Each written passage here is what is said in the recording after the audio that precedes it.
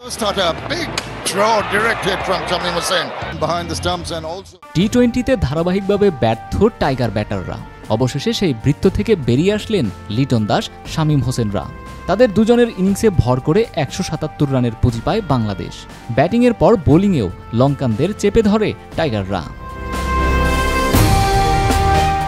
প্রথম ২ ওভারেই ২ ওপেনারকে হারিয়ে চাপে পড়ে বাংলাদেশ।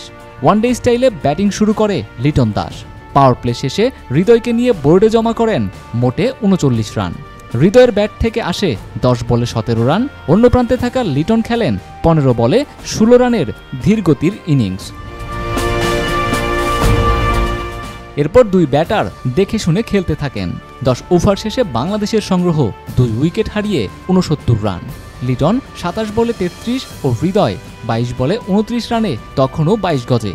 এরপর হৃদয় আউট হলে কিছুটা মারমুখী স্টাইলে ব্যাটিং শুরু করে লিটন দাস।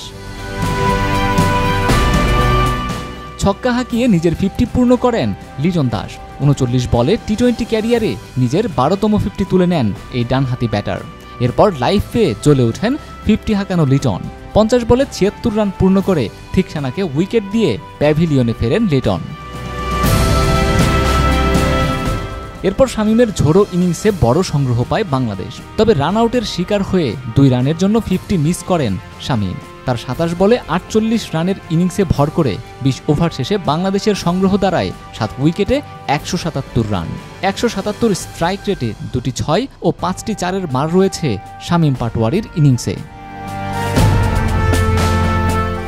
১৭৭ রানের টার্গেটে ব্যাটিংয়ে নামে শ্রীলঙ্কা। তবে মাত্র ৩০ রানেই ৪ উইকেট হারিয়ে দিশেহারা লঙ্কান ব্যাটাররা।